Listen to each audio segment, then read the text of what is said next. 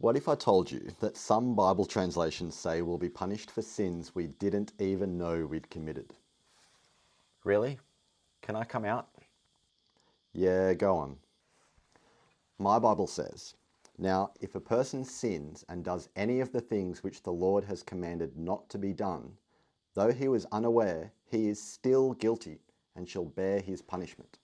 Really? That doesn't sound to me like a God who says he's gracious and compassionate. It doesn't, does it? What about if we see how other Bibles translate that verse? Okay. If someone sins without knowing it, he will bear his iniquity. So actually, most Bible translations have bear iniquity. We've talked about this. Bear iniquity is nasa avon.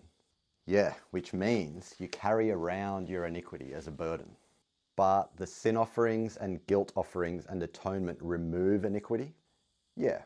So why does your translation say he will bear his punishment? The New Living Translation takes it even further. Even if you are unaware of what you have done, you are guilty and will be punished for your sin. Wow, are they really saying that God will punish you for something you didn't even know you did?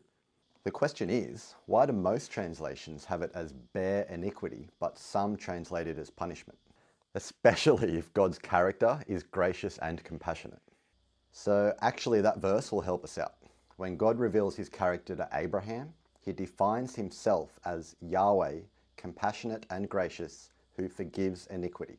That's Nasa Avon, the idea of forgiving or lifting off iniquity. Yep. And then God says that he will not clear the guilty. And if someone is guilty, he will visit their iniquity. Visit iniquity? Yep. So again, some translations go with punish, but literally it's visit iniquity or attend to their iniquity. So it's not a punishment? Depending on the context, punish might be a valid translation. But I think the point is that God visits or attends to something that they are already carrying as a burden. Okay, so God says he will not clear the guilty, but if God claims that his very character is to forgive iniquity, how could anyone be guilty? Is it only if someone hasn't brought a guilt offering? That is a great question, and Micah might ask the same question. He says, "Who is a God like you who forgives iniquity?" Nasa Avon.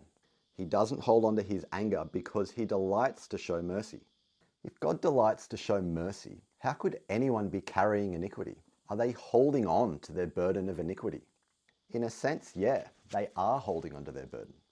Numbers 15 says that if someone sins with a high hand, his iniquity or his guilt remains on him. So they're continuing to sin on purpose. They're holding on to their iniquity. They're not letting God lift it off and release them from it. So how is guilt or iniquity removed?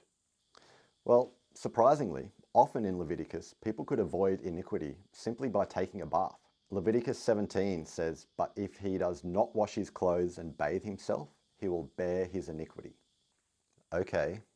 Or simply confessing and repenting. Leviticus 26 says, "But if they confess their iniquity, and when they make amends for their iniquity, God says, I will remember my covenant with them. I will not reject or abhor them so as to destroy them and break my covenant with them, since I am Yahweh their God." And part of that confessing or making amends might look like bringing a sin or a guilt offering. It's all part of what it looks like to be an Israelite living faithfully within the covenant.